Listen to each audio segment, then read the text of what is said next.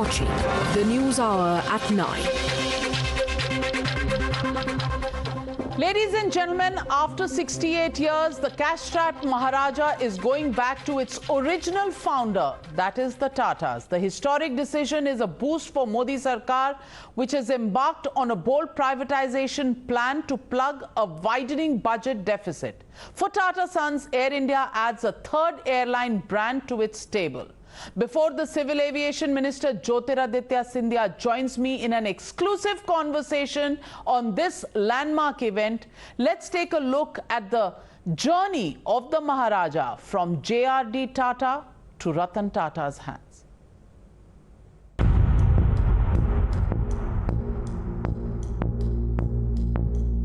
Air India, that had taken India's name to the skies, is going back to its original parent.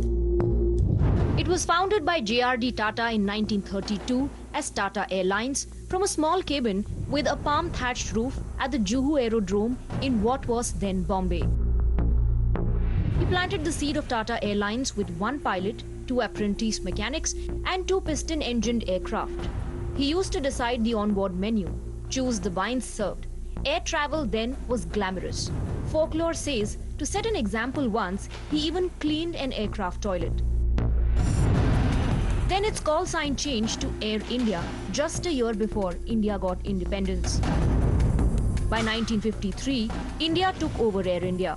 The man who mothered the airline was ousted from Air India's cockpit by the short-lived, unwieldy Morarji Desai government. It hit unrelenting pockets of turbulence as incompetent, corrupt and self-serving Sarkari hands started piloting the airlines. J.R.D. Tata was allowed to stay as chairman.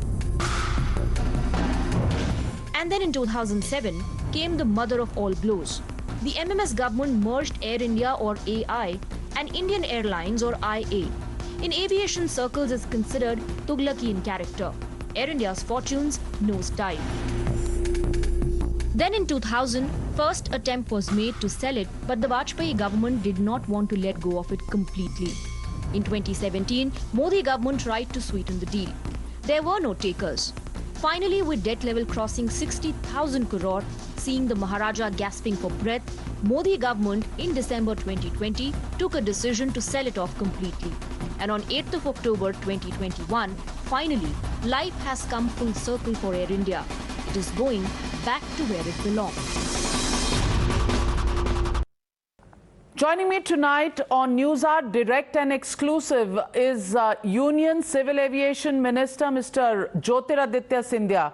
Scindia ji, बहुत बहुत मुबारक हो। एक बहुत समय से टला हुआ फैसला था एयर इंडिया की डिसइन्वेस्टमेंट का, आज अनाउंसमेंट हो गई है। 18,000 करोड़ में एयर इंडिया बिक गई। मैं पूछना चाहती हूं कि क्या रोक का कारण क्या था, क्योंकि कई सालों से डिसइन्वेस्टमेंट का प्रोसेस चल रहा था। फाइनली आज हुआ, शायद 10 साल लग गए इस डिसइन्वेस्टमेंट में। हर अवसर का और हर निर्णय का समय आता है नविका, और शायद एयर इंडिया और भारत सरकार और टाटा के इतिहास में यही समय लिखा गया था, ये ट्रांजैक्शन की समाप्ति का। हम लोगों ने पिछले कई सालों में बहुत मेहनत मशक्कत की है। सरकार ने कई नए तरीके अपनाए हैं और उसी के तहत जो निर्णय हमने लिए हैं 100% विनिवेश करने का, उसी के आधार पर जो बिड्स हम लोगों को प्राप्त हुए हैं, दोनों, मुझे इस बात की खुशी है कि रिजर्व प्राइस से ज्यादा दोनों बिड्स की प्राप्ति हुई है।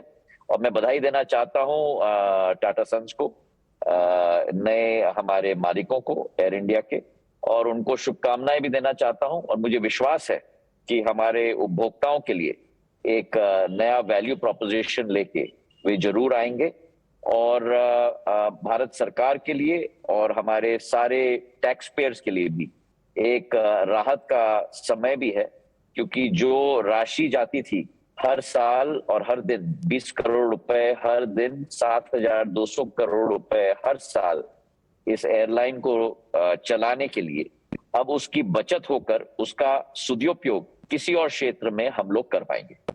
ज्योतिरादित्य सिंधिया जी, सवाल ये भी है लोगों का कि इसमें जो एम्प्लॉइज हैं इनका आगे क्या होगा। टाटास का स्टेटमेंट आया है, टाटास का स्टेटमेंट आया है कि 1 साल तक कुछ नहीं होगा, उसके बाद वीआरएस का ऑप्शन दिया जाएगा। हमारे सारे कर्मचारी जो हैं उनके हितों की रक्षा की गई है, उनकी ग्रेच्युटी की पेमेंट सरकार ने गारंटी की है, उनकी मेडिक्लेम ईपीएफओ में हम उन लोगों को सभी को ट्रांसफर करेंगे और सरकार ने उसका गारंटी भी लिया है। उनके रहन सहन के लिए भी अगले 6 महीने 1 साल तक वही व्यवस्था होगी और उनकी नौकरियों को भी सुरक्षित अगले 1 साल के लिए रखा जाएगा। उसके बाद किसी भी वातावरण में नए मालिकों को वो निर्णय लेना होगा कि वो क्या करना चाहते हैं। हमने ये भी सुनिश्चित किया है कि एयर इंडिया का ब्रांड जो है वो ब्रांड भी नए कंपनी के साथ ही रहेगा और वो उस ब्रांड को अगले 5 साल के लिए बेच नहीं पाएंगे।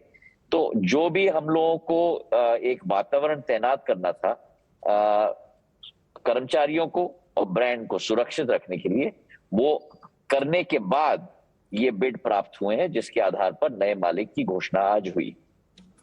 सिंधिया साहब, विपक्ष का कहना है the opposition has targeted your government that you are selling the family jewels, crown jewels. देखिए चारा क्या है नविका, अब आप और हम दोनों जानते हैं, जिन लोगों को हर चीज में, ऐसे कई लोग होते हैं जो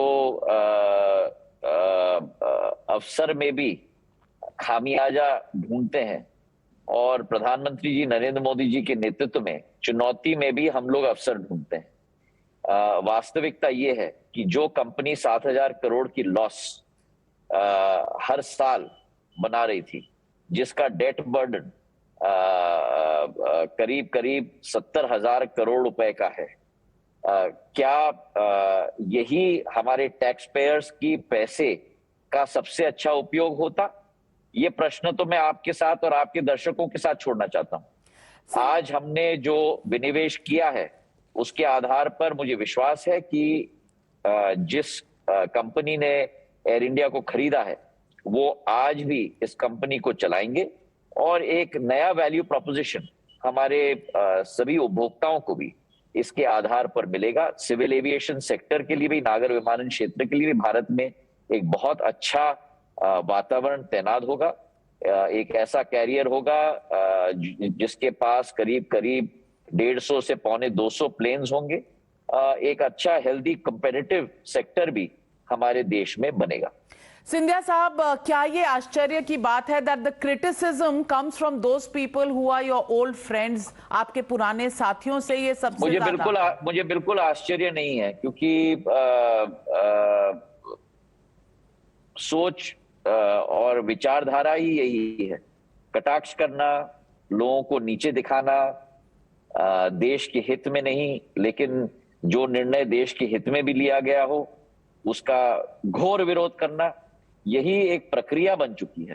पर इस पे मैं ज्यादा टिप्पणी नहीं करना चाहता, क्योंकि जो निर्णय सरकार ने लिया है प्रधानमंत्री जी के नेतृत्व में, ये देश हित का निर्णय है, ये टैक्स पेयर, आम टैक्स पेयर का निर्णय है। और मैं तो आपसे केवल इतना ही कहता हूं कि आप आम टैक्स पेयर से आप एक सर्वे कर लीजिए और वो टैक्स पेयर आपको बता देगा कि ये सही निर्णय है कि नहीं। जो ट्विटर पे मुझे सारे रिस्पॉन्स भी आ रहे हैं आम टैक्स पेयर्स के कि ये सही निर्णय सही समय पे लिया है और सभी इस बात के पक्ष में। तो आज ऐसा नहीं है कि ये एयर इंडिया की कंपनी आज बंद हो चुकी है, ये चलेगी नए मालिकों के द्वारा और नया वैल्यू प्रोपोजिशन हमारे उपभोक्ताओं को मिलेगा।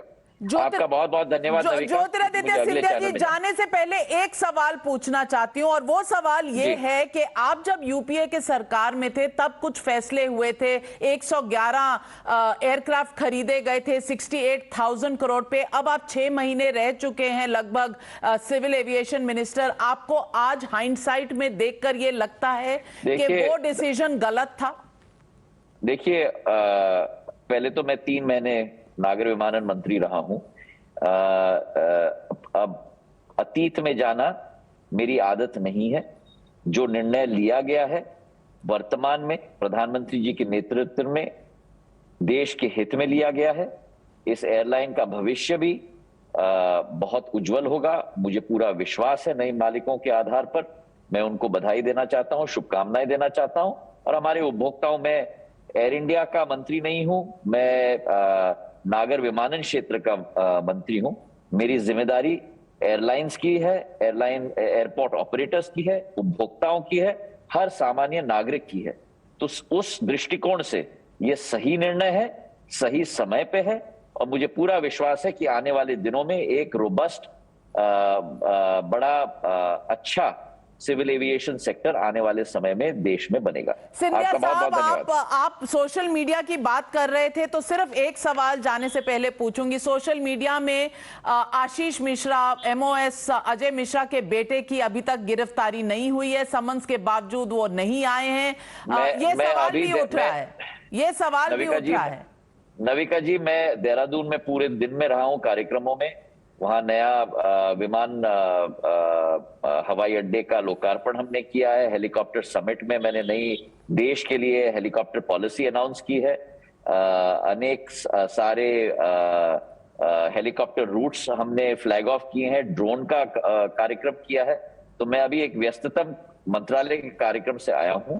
मेरा इंटरव्यू आपके साथ केवल इस एयर इंडिया के विनिवेश पर है और इसी तक हम लोग सीमित रखेंगे। तो मैं आपका बहुत बहुत आभारी रहूंगा। बच रहे हैं आप जवाब देने से, पर सिंधिया जी हमसे मैं बिल्कुल बच नहीं रहा हूं। बच नहीं रहे हैं। अच्छा, सिर्फ एक सवाल लोगों को बता दीजिए। बचता नहीं हूं। आप और हम हर बार फ्रैंकली स्पीकिंग ही करते हैं।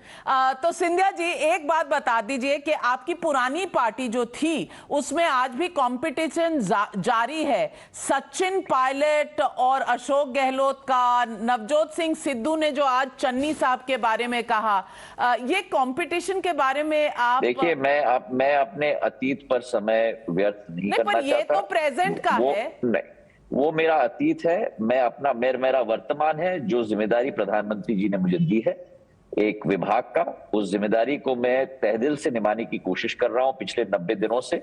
और आप एक एक मेरे कार्य प्रणाली को देख भी रही हैं। मुझे मैं अपने वर्तमान पर और अपने भविष्य पर जरूर प्रश्न पूछिएगा। मेरा अतीत मेरा अतीत। अच्छा, बहुत बहुत धन्यवाद आपका। सचिन पायलट आपके करंट फ्रेंड है कि अतीत अब मुझे निकलना होगा क्योंकि मेरा अगला चैनल है, पर आपका बहुत बहुत धन्यवाद। Thank you very much, Jyotiraditya Scindia, for joining us right here on the Thank you so much, Navika.